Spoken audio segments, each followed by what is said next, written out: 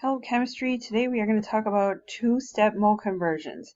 So really it's the same process we've been going through all along, it's just that we're going to take mole conversions one more step up. Instead of doing one step and one calculation where we cross out units, now we're going to just add a second one. But just remember, it's really the same process. So when you think about doing mole conversions, there are different units you can convert between. So you can be converting between moles, grams, particles, or you can also convert between liters of gas. We haven't really talked about this one yet too much, but that's one we can add in here for mole calculations. When you're thinking of doing conversions, there's three possible conversion factors. So we've talked about conversion factors, which are just fractions where the top and bottom mean exactly the same thing. So when you do mole conversions, there's three possible choices for the route you can take, and you just choose whichever one cancels out your units. So our first option here, we've worked with a bunch already, which is molar mass. Okay, and molar mass is what you would look up on the periodic table for each element, and that's how you would convert between grams and moles. So you have however many grams of your chemical over 1 mole. Or, just because we're talking conversion factors, you could have 1 mole of your chemical over however many grams, again, from the periodic table.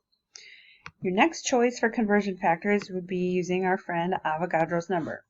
And this is when you're talking about particles. Those particles, remember, can be atoms or molecules or sweaters or dice or whatever, okay? And it's just 6.02 times 10 to the 23rd particles for every 1 mole. Or again, you could have 1 mole for every 6.02 times 10 to the 23rd particles. Our last conversion factor that I want to add in here is something called the molar gas volume. Okay, molar gas volume is used to convert between moles and liters of a gas. And the gas that we're talking about has to be at STP. STP is standard temperature and pressure. We haven't talked much about gases yet, but think about it. If you're measuring gases, you want to be able to measure how much space they take up. And the conversion factor for that is 22.4 liters of gas at STP. And it doesn't matter what gas you have. As long as it's at STP, it's still going to be 22.4 liters for every 1 mole. And again, I just want to remind you, remember, conversion factors just mean the same thing on the top and bottom. They're just fractions. So remember, they can be written either way. So whatever is most useful for you to cancel out units, that's what you will use. So let's just jump into an example here. First example is how many liters of O2, that would be oxygen gas, are there if you have 6.8 grams of oxygen gas at STP? So a couple of things. If we're talking liters and STP and gas, you know at some point you have to use that conversion factor we just talked about here with molar gas volume. However, the information you have right here is grams. So let's think about the strategy we want to take. How would you approach this adventure? Let's call it an adventure, not a problem. Okay. First of all, you're going to write down what you have from the problem. Again, always, always, always with its units. So for our problem here, we would have 6.8 grams. And again, you're always going to put that number over 1.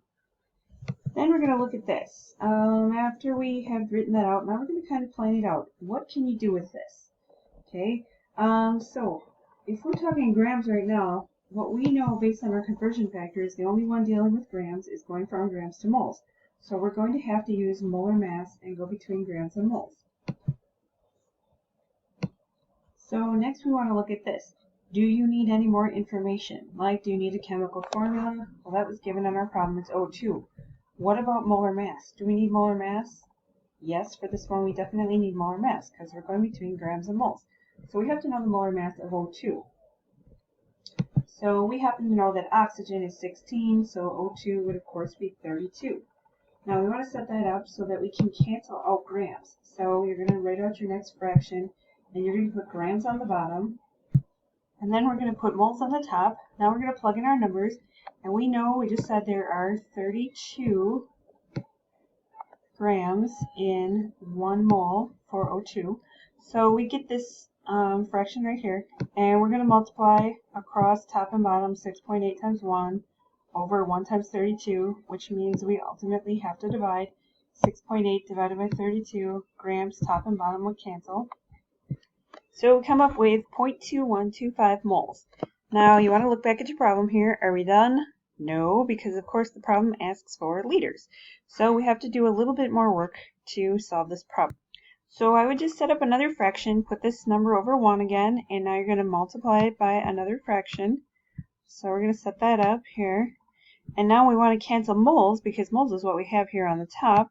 So we're going to put moles on the bottom of this fraction down here. And we want to find liters because that is what the problem asks for. And if we go back to our list of conversion factors, we do have one that talks about liters and moles, so we can use this conversion factor right here. The 22.4 is going to go. So we end up here with 22.4 on the top, and then we would have 1 mole down on the bottom. So again, you are going to multiply straight across top and bottom. So 0.2125 times 22.4 over 1. And you come up with 4.76. And now you're going to cancel out your units. Moles top and moles bottom cancel. So this is 4.76 liters. Now when you're solving these problems, the next step you want to do is go back and stop and think. Make sure your answer makes logical sense. Okay, so if you have 6.8 grams of oxygen, is it logical that it might take up 4.76 liters? And the answer is yes, because if we know that there are 22.4 liters in a mole, and we know that 6.8 grams is less than a mole, then this answer makes sense, so we can move on. Alright, let's do another example. You have 1.2 liters of helium in a balloon. How many particles of helium is this? So again, you're going to start off with what you know, put it down with its units, and put it over 1. Then you want to say, where do I go from here? Well, if you're not sure where to go from here, you can always go back to this list right here. You look for the one that's got liters. Here's liters and moles. Also, another tip, if you're not sure what to do, always just convert whatever you have into moles, because moles is the bridge that connects everything. So we're going to go from 1.2 liters to moles. So we'll go liters on the bottom, moles on the top, and our units are 1 mole is 22.4 liters. So when we solve that out, multiply across the top and then divide, and we come up with 0.055, and the units on there, you go back to your number, liters cancels top and bottom, so your units would of course be the mole. Alright, then you want to say, okay, what's our next step? Well, we have to get to particles. So we have to use our conversion factor between moles and particles. So we have moles. So we're going to go back here to our conversion factors list, and we're going to use this one right here, 6.02 times 10 to the 23rd particles for every mole. So we need to put moles on the bottom of our fraction. So that means we have to put particles on the top. So we get 6.02 times 10 to the 23rd on the top, and so now we're going to multiply 0.055 times 6.02 times 10 to the 23rd. This is 1 mole down here on the bottom. Moles top and bottom would cancel. And we come up with 3.22 times 10 to the 22nd particles. And you want to go back one more time and double check, does this make sense? 1.2 liters. Sure, would be less than a mole because 1 mole we know is 22.4. So yep, this answer makes sense. Alright, one more example for us.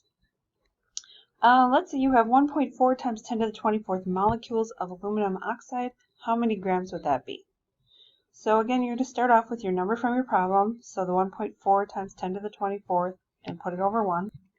So knowing that we have particles, we're going to put our 1.4 times 10 to the 22nd particles over 1. So knowing we have particles, now we can convert from particles to moles because we can't go from particles straight to grams because we don't know how many grams are in a particle of aluminum oxide. So we have to go from particles to moles. So particles on the bottom, and then we'll put moles on the top. And we're going to plug in our numbers, Avogadro's number on the bottom because there's 6.02 times 10 to the 23rd particles for every 1 mole. So now you are going to multiply across the top and divide appropriately. So you go 1.4 times 10 to the 22nd divided by 6.02 times, and you come up with 0.023.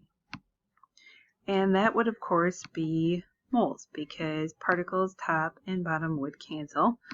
And so you have moles. Okay, and now for our last step for this problem, we have to go from moles to grams. To go from moles to grams, we have to have molar mass. That's our conversion factor. So we have to know that aluminum oxide, we have to figure out the formula for that. So we know that aluminum is Al3+, and since oxide is O2-, that means we put our formula together to be Al2O3. So now when we total up our molar mass, we're going to look up aluminum on the periodic table and multiply its molar mass times 2. And we'll look up oxygen on the periodic table and multiply its molar mass times 3. And you get 101.96. And that, of course, would be grams in every mole. So grams over moles. So now if we go back up here to our problem, we want to cancel out moles. We'll take our number, put it over 1, and we want to cancel moles. So moles will go on the bottom, and we want to find grams, so grams will go on the top, moles on the bottom. And then we're just going to plug in our numbers. So 1 mole and then 101.96 grams. And when you solve that out, you come up with 2.34. And your units on that would be grams because moles top and bottom would cancel out. And the good news is that the problem asked us for grams, so we have found what we were looking for. 2.34 grams makes sense. It's a logical answer, so we're done. Alright, so sum this all up here. A couple of points you want to know.